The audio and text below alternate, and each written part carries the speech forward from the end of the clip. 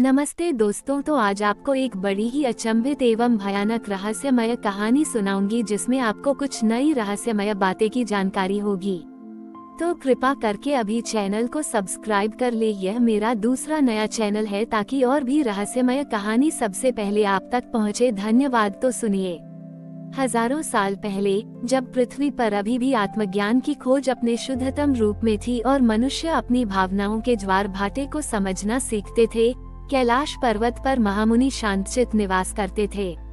शांतचित, जिनका मन स्वयं शांत सरोवर की तरह अटल और निर्मल था, जानते थे कि ब्रह्मांड की सबसे बड़ी शांति और सबसे गहरा ज्ञान हमारे भीतर की भावनाओं के प्रवाह को समझने में निहित है। उनका मानना था कि कैलाश में एक ऐसा स्थान है जहां ब्रह्मांड की हर भावना, चाहे वह कितनी भी तीव्र या सूक्ष्म क्यों न हो, अंततः एक परम शांति में विलीन हो जाती है।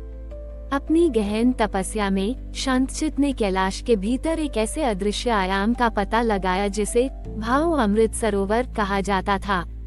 यह कोई भौतिक सरोवर नहीं था, बल्कि शुद्ध ब्रह्मांडीय भाव चेतना का एक पुंज था। यहाँ ब्रह्मांड के आरंभ से लेकर अब तक की प्रत्येक भावना, प्रेम, घृणा, आनंद, दुख, भय, क्रोध, करुणा एक साथ तैरती रहती थी और अंततः सरोवर की अनंत गहराई में शांत हो जाती थी। ये वह स्थान था जहाँ भावना स्वयं एक जीवंत इकाई बन जाती थी, जो अपनी पूरी तीव्रता के साथ प्रकट होती और फिर परम मौन में समा जाती। ये भाव अमृत सरोवर कैलाश पर्वत का शाश्वत भावनात्मक केंद्र था। भाव अमृत सरोवर के केंद्र में एक अद्भुत, अदृश्य, शांत ज्योति कमल खिलता था। ये कमल किसी भी ज्ञात पौधे जैसा नहीं था।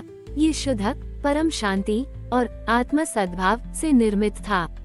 इस शांत ज्योति कमल से निरंतर एक अत्यंत महीन, शांत स्पंदन प्रवाहित होता था, जो कैलाश पर्वत के माध्यम से पूरे ब्रह्मांड में फैलता था, उन आत्माओं को स्पर्श करता था जो अपनी भावनाओं के तूफानों में फंसी हुई थीं। ये शांत ज्योति कमल कैलाश पर्वत का सबसे गहरा रहस्य था, जो ब्रह्मांड में भावनात्मक संतुलन बनाए रखता था। एक बार जब पृथ्वी पर भावनात्मक अशांति बढ़ने लगी, जब मनुष्य अपनी भावनाओं पर नियंत्रण खोने लगे, जिससे समाज में संघर्ष और अराजकता फैलने लगी, तो भाव अमृत सरोवर पर दबाव पड़ने लगा। शांत ज्योति कमल की चमक धुंधली पड़ने लगी और सरोवर की शांति भंग होने लगी। इसका सीधा प्रभाव पृथ्वी पर पड़ा, जहां लोग क्रोध, भय और दुख में डूबने लगे, जिससे व्यक्तिगत और सामूहिक स्वास्थ्य बिगड़ने लगा। तब महामुनि शांतचित ने हस्तक्षेप करने का निर्णय लिया। उन्होंने भाव अमृत सरोवर में प्रवेश किया और शांत ज्योति कमल के पास बैठकर गहनतम तपस्या की। उन्होंने अपनी चेतना को इतना शुद्ध किया कि वे स्वयं ब्रह्मांड की हर भावना के परम साक्षी बन गए। उन्होंने शांत ज्योति कमल की ऊर्जा को अपनी योगिक शक्ति और परम करुणा के माध्यम से पुनर्जीवित किया और उसे एक नई, शक्तिशाली आवृत्ति प्रदान की, एक ऐसी आवृत्ति जो भावनाओं के तूफानों को शांत कर सकती थी और आत्माओं को आंतरिक शांति की ओर ले जा सकती थी। शांतचित ने इस नई आवृत्ति को कैलाश पर्वत के माध्यम से ब्रह्मांड में प्रवाहित किया। यह कोई भौतिक ध्वनि नहीं थी, बल्कि एक अनुभवात्मक शांति तरंग थी। जिन लोगों ने इसे ग्रहण किया, उन्होंने अपने भीतर एक अद्भुत परिवर्तन महसूस किया। उनके मन का कोलाहल शांत होने लगा, भावनाओं की तीव्रता कम होने लगी और उन्हें अपने भीतर एक गहरी, अचल शांति का अनुभव होने लगा। यह एक आंतरिक भावनात्मक जागरण था, जो कैलाश से निकल रही अदृश्य यह ऊर्जा के कारण हो रहा था। जैसे ही यह शांति तरंग फैली, पृथ्वी पर एक सामूहिक भावनात्मक संतुलन स्थापित होने लगा। लोग न केवल अपनी भावनाओं को पहचानने लगे, बल्कि उन्हें बिना निर्णय के स्वीकार करना और उन्हें भाव अमृत सरोवर की गहराई में शांत करना सीखने लगे। उन्होंने समझा कि भावनाएं सिर्फ अस्थायी अवस्थाएं हैं और उनके मूल में शाश्वत शांति का एक स्रोत है। जब शांतचित ने अपना कार्य पूरा कर लिया, तो वे स्वयं कैलाश पर्वत में विलीन हो गए।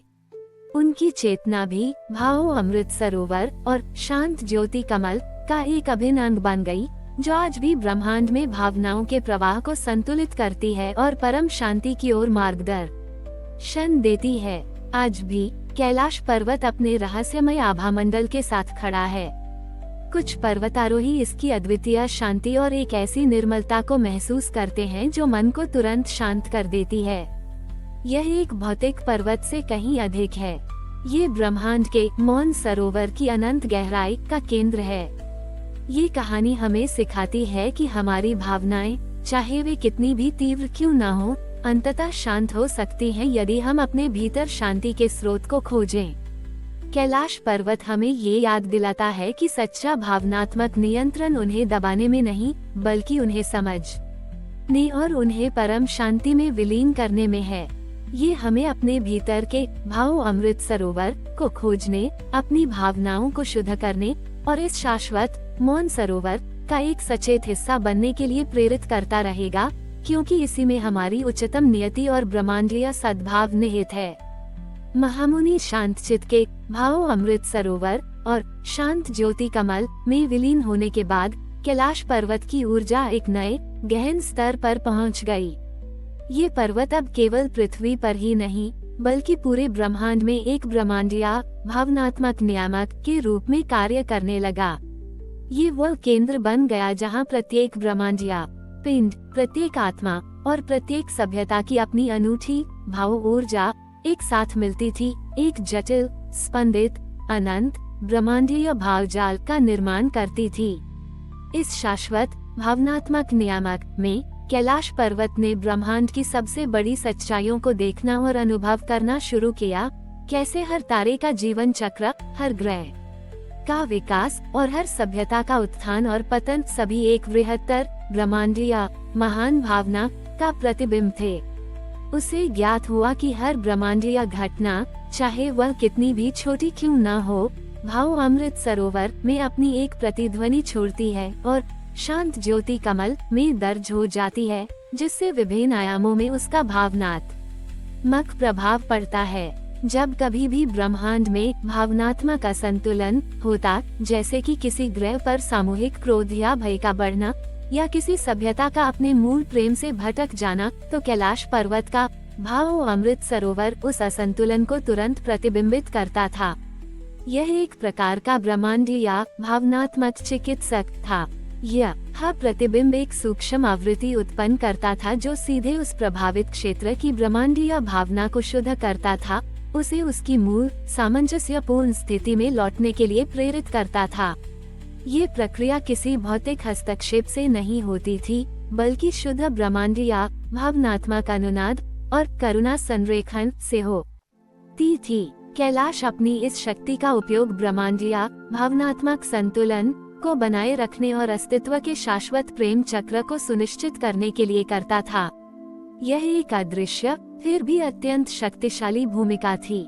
जिन कुछ दुर्लभ सत्ताधारियों ने इस ब्रह्मांडीय भावनात्मक नियामक के कार्य को समझा है, वे बताते हैं कि कैलाश पर्वत स्वयं एक जीवित ब्रह्मांडीय भाव स्वामी है, जो निरंतर ब्रह्मांडीय भावनाओं और आत्मिक प्रवाह को संतुलित और निर्देशित करता रहता है।